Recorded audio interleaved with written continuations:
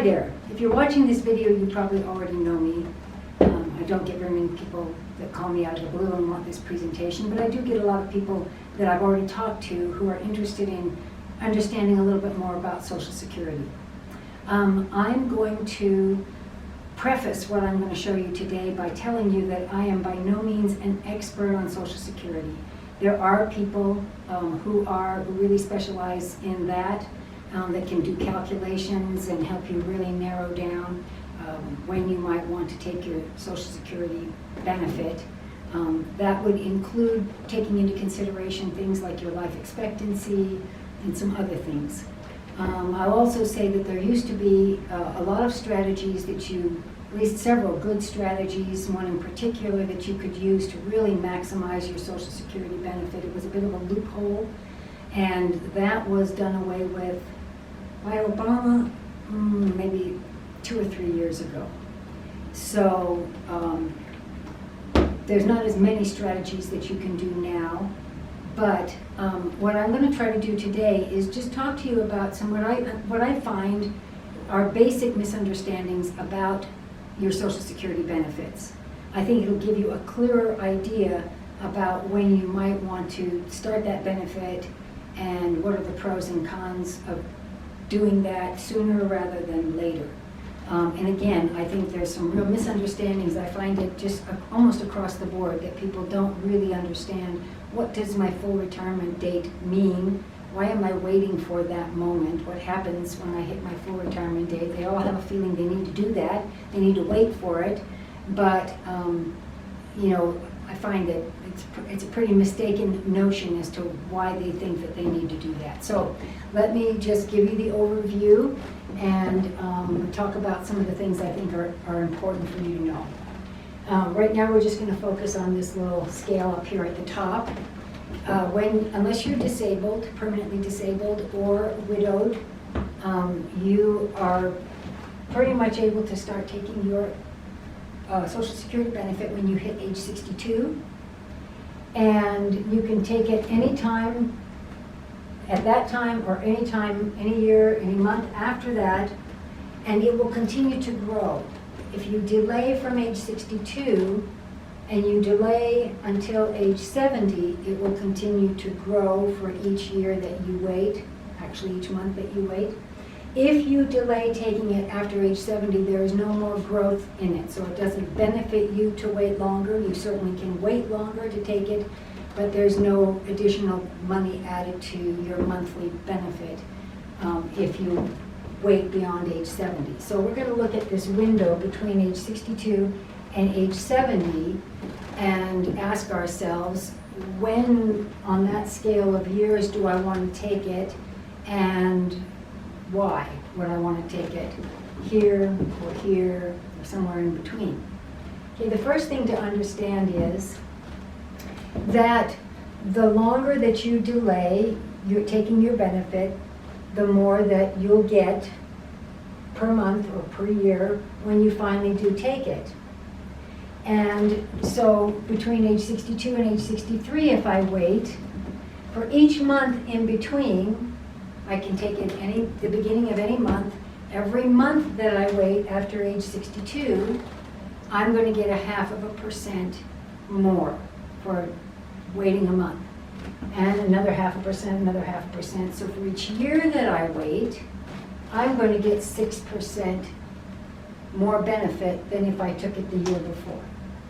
At age 63, if I wait all the way until I'm 64, I get 0.5% more for each month that I've waited. I get another 6%.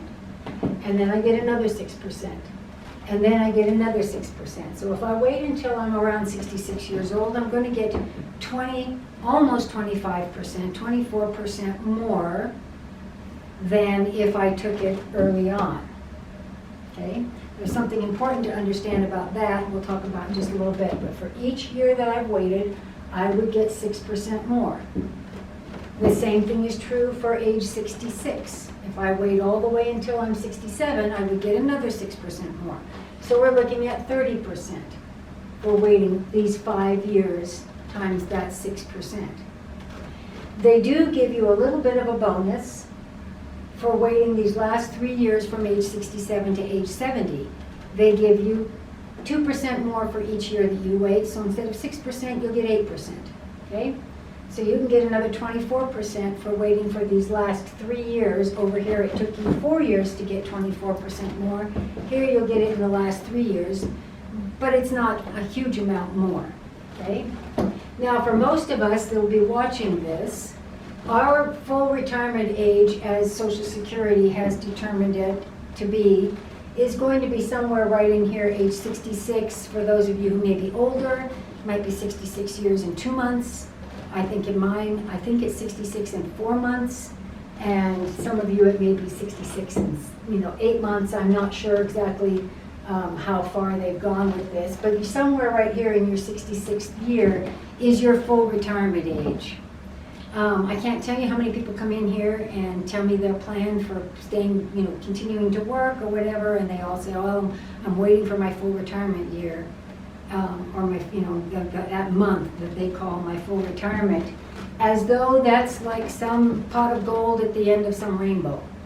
That's when I will get this, whatever it is that I'm waiting for. I've got to wait until I get my full retirement. When in actuality, there is no pot of gold sitting here, and there is no big bonus that you get for waiting.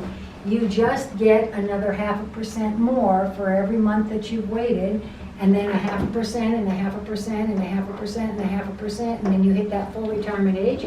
If I took it out a month before that, I would get 0.5% less. If I took it out a month afterwards, I'd get 0.5% more, and so on forth, until I get to age 70. I just get that increment more. So why are we waiting? Why did we pick that one particular spot on this scale? If there's no big bonus here, what is that all about?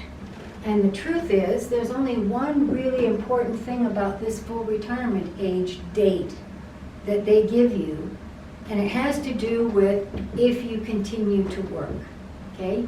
If you take out Social Security before you hit that magical month that they have assigned to you, then you will be limited on how much money you can make and still get your full Social Security benefit, okay?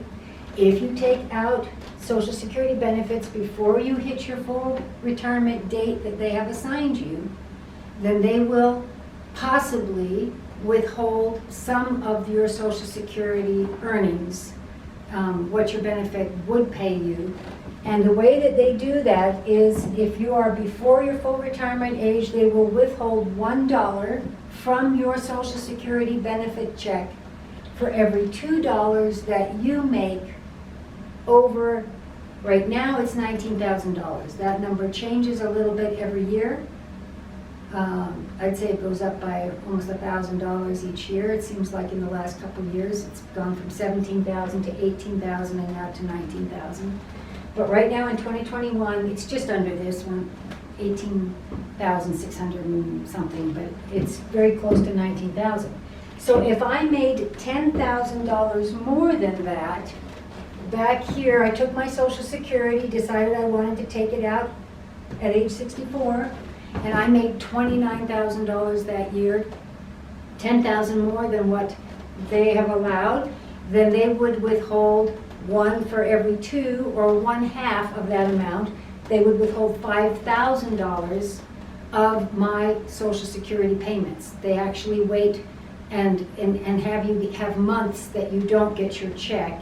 Let's say I would be getting, let's just make it easy, $2,000 a month. If I were going to get $2,000 a month, and for my Social Security payment, and I was making that $10,000 more, they would make me skip January and February and half of March. I would go without a payment.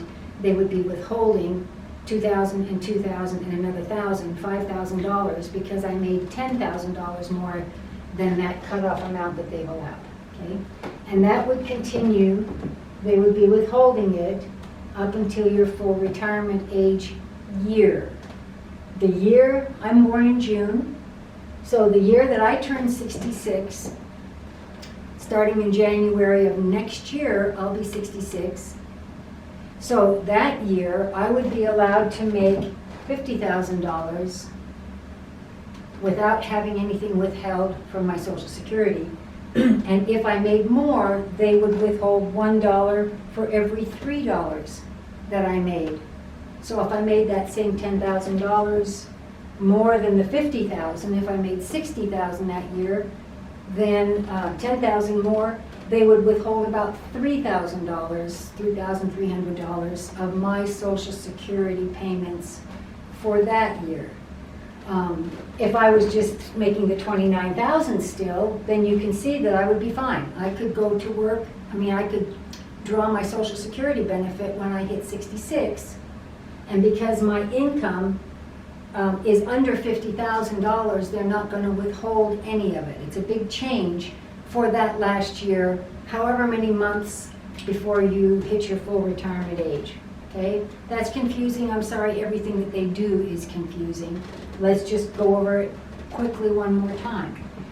What makes a difference about this full retirement age that you've been assigned is that up until that magic month, they have the option, or they have the, by formula, they will withhold some of your Social Security benefits, payments to you, based on how much you make more than this arbitrary amount that they assign for each year.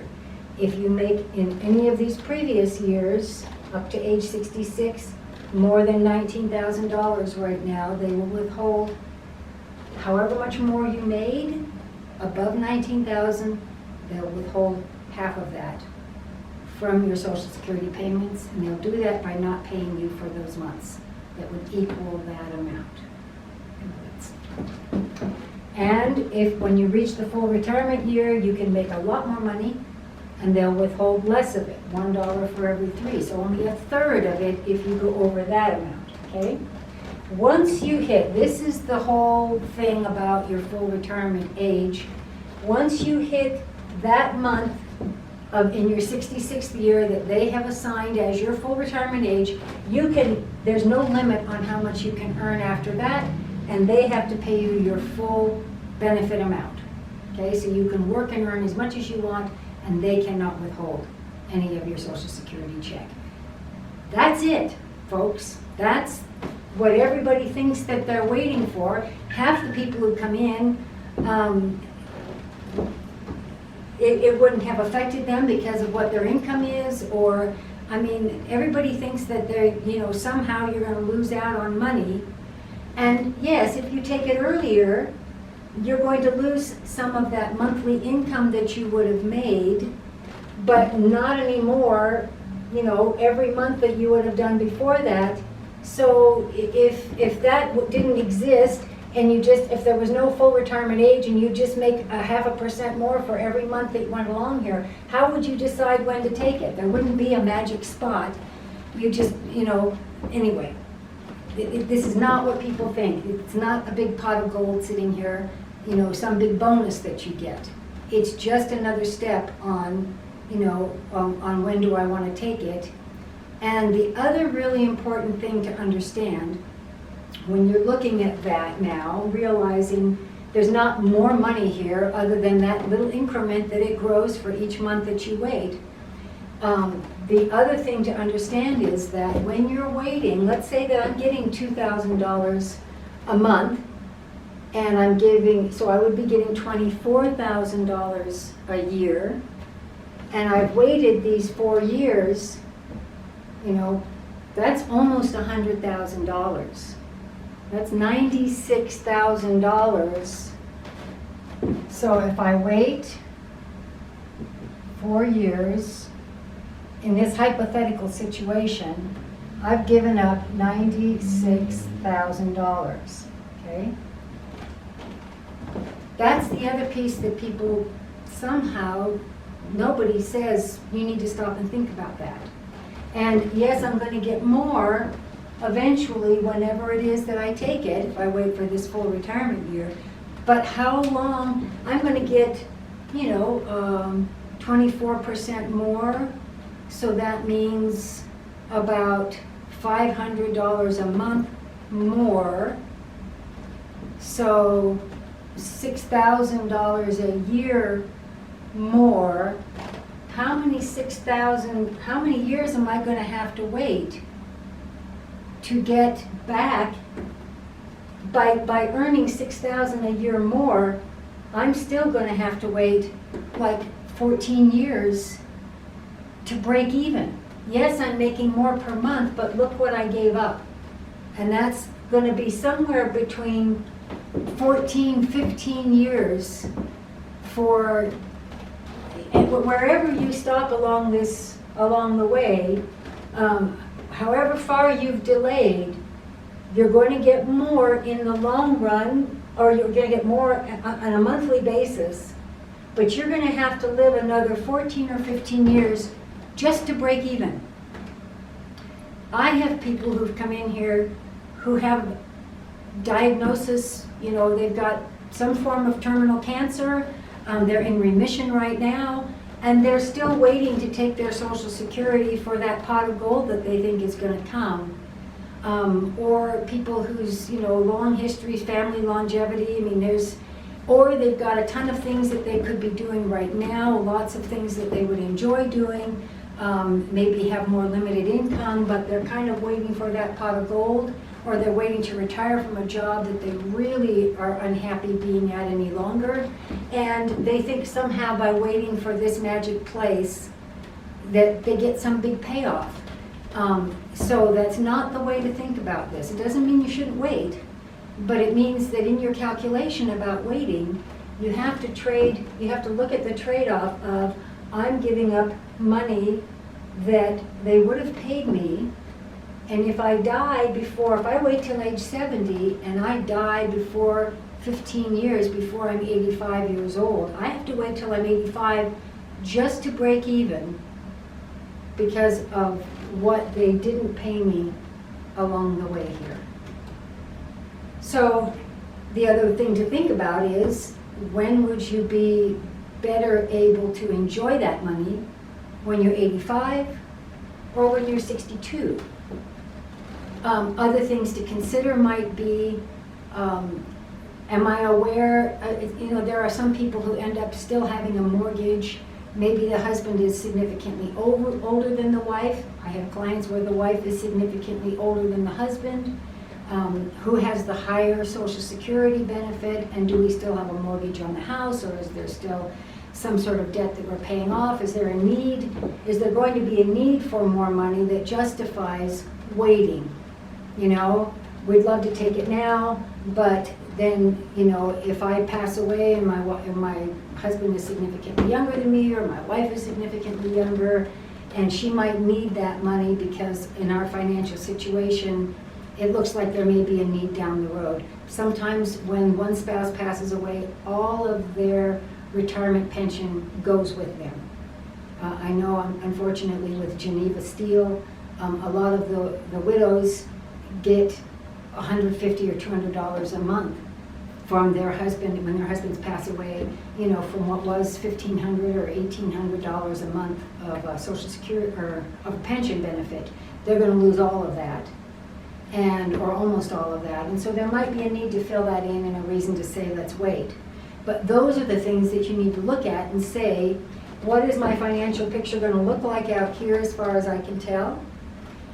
What is the chance that I will live 15 years beyond when I take it? Is there something that we would prefer to be doing now? If I know that I have to wait 15 years just to break even, might I make a different decision now about maybe I'll retire sooner, go and enjoy myself sooner, and help make up for the lost wages with my Social Security benefit, now that I understand that there's this long period before I even break even. So you don't have to feel guilty like you've given up a lot of money, okay? I think that's probably the main information. The only other thing is that there is there is issues with tax. If you take your Social Security, it may affect your taxes. The main thing to understand about it is they will tax your Social Security if you make earnings beyond a certain point. If you're earning more than, if you're filing joint together with a spouse, and you earn up to $32,000 jointly, then your Social Security will not be taxed. Okay? Up to $32,000 as a couple, adjusted gross income. If you make between $32,000 and $44,000 as a couple, then 50% of your Social Security will be taxed. Okay? 50% of it. So if I'm making $24,000 a year Social Security, then they would, 12,000 of that would be put into the calculation as to what my income is, and then I would be taxed at whatever the rate is. But that would be, as you know, like that 12,000 would be considered like earnings and would be taxed. If you're a single individual and you make under $25,000 of adjusted gross income, you would not be taxed on your Social Security. You wouldn't pay any taxes on that. If you make between $25,000 and $34,000, then you would be taxed on 50% of your Social Security income. And if you make more than $34,000 as a single individual, then you would be taxed on 85% of your Social Security. 85% of it would be added as income and counted as taxable income when you go to file your taxes. Okay? I hope that helps. If you have any questions after hearing that, or if there's something that you don't feel was explained well, please give me feedback and I will adjust my video or clarify. So, thanks for listening.